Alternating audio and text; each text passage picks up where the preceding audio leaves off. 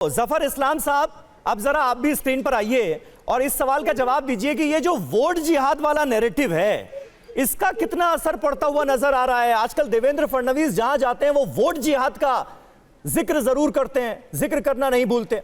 आपको लगता है कि वाकई ये लगता है कि वोट जिहाद कर देंगे ये एमवीए गठबंधन वाले और इसका आप लोगों को घाटा हो जाएगा या फायदा हो जाएगा?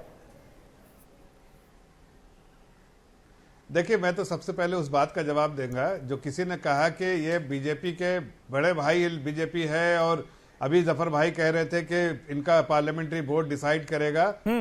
तो मैं बताना चाहता हूँ ये पारिवारिक पार्टी नहीं है, कोई एक आदमी इसमें कोई डिसीजन लेने वाला नहीं है। हमारी पार्टी में महायुति का फैसला थोड़ी ना है लोकतांत्रिक तरीके से जो ठीक है। मुझे लगता है जफर भाई एक मिनट सुन तो लीजिए पहले परने जी, सुनिए ना। तो हमारे यहाँ चाहे वो महायुति के कोई भी बने, उसके लिए एंडोर्समेंट के लिए पार्लियामेंट्री बॉडी कर सकती है। ये आपको पता है कि नहीं? नहीं पता तो जान लीजिए, अगली बार कम से कम ऐसे मुंह मत खोलिएगा। दूसरी बात, आपने कहा है ये वोट पार्टियों की क्या पार्लियामेंट्री बोर्ड नहीं है क्या?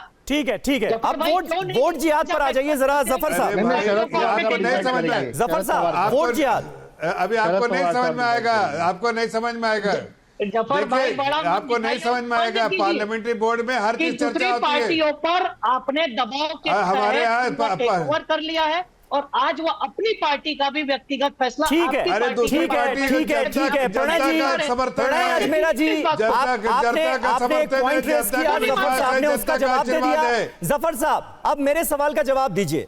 वोट जिहाद वर्सेस हिंदू एकता, हिंदू एकजुट, कटेंगे तो बटेंगे, बटेंगे तो कटेंगे, ये सारा नैरेटिव, और दूसरी तरफ वोट जिहाद, ये इस चुनाव को वोट जिहाद वर्सेस हिंदू एकता वाला नैरेटिव देने की कोशिश की जा रही है क्या? और अगर ऐसा है तो इसमें किसका नफा किसका नुकसान, ये भी तो समझाइए जफर भाई जल्दी से। देखिए, नफा नुकसान की बात नहीं, समझने की का फेर है, समझने की जरूरत है।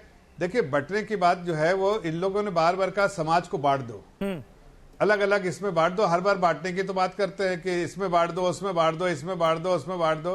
हम बांटने की प्रक्रिया से हटके एक साथ एकजुट होकर सबका साथ सबका विकास के मुद्दे पे हम आगे लड़ते हैं और हमें इसका फायदा होगा और हम जीतेंगे। 100 आपके चैनल में बताना चाहता हूं जी, मिनिमम सीट। जब ये आप ही जैसे किसी चैनल पे मैं लड़ गया था और कांग्रेस पार्टी का भी प्रवक्ता था, लेकिन कहा था कि नहीं हरियाणा हम जीतेंगे, और जब उस वक्त शायद आलोक जी थे लाइन पे या इनके दूसरे आदमी थे, कोई राजपूत जी थे, लेकिन आज वही हुआ जो उस वक्त हमने कहा कि हमारे को जमीन का फीडबैक है, हम जीतेंगे। यहां भी कह रहा हूं मिनिमम महायुति का 180 सीट आएगा कम से कम, मिनिमम, बेर मिनिमम।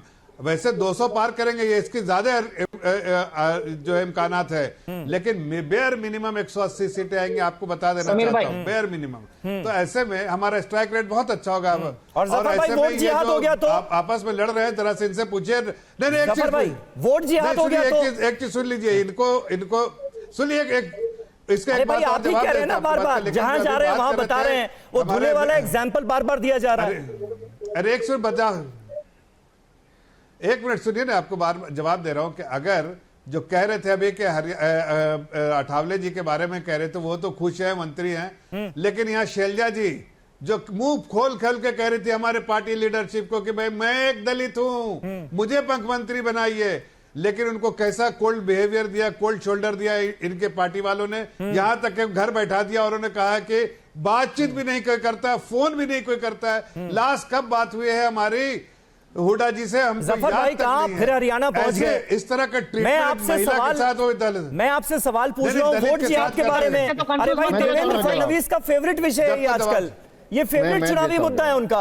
आप उस पर कुछ बोल ही नहीं रहे, राय नहीं दे रहे हैं। वो तो बार बार वो धुले का एग्जाम्पल दे के बोल रहे हैं भाई कि मालेगांव में कैसे खेल हो गया, करीब 1.5 लाख वोट जो है वो मालेगांव का पड़ गया और उसके बाद तस्वीर पलट गई पूरी, कांग्रेस वहां पर जीत गई। आलोक जी मुस्कुरा रहे हैं, आप जवाब ही नहीं दे रहे उस पर।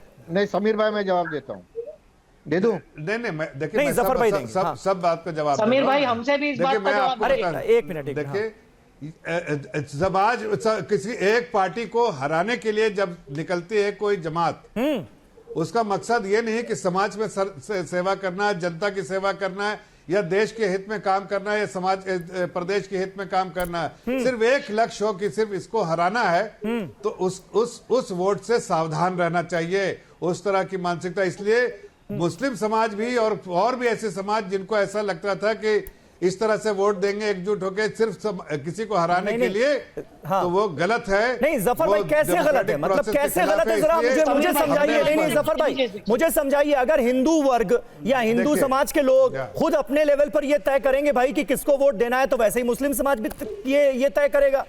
उसको आप थोड़ी बताएंगे कि किसको वोट करना है, किसको नहीं करना है। वो तो समाज ही तय करेगा ना। नहीं, अरे भाई, अरे समीर भाई, मैं कह रहा हूं आपकी जो नेगेटिव अप्रोच है ना, नकारात्मक अप्रोच है कि हमें हराना है। अच्छा। आप जिताने के लिए लड़ाओ ना, किसी को लड़ाओ जिताने के लिए। तो कांग्रेस को जिताने के लिए हराने के लिए किया आप जो वोट देते हैं समीर भाई, उस पर एक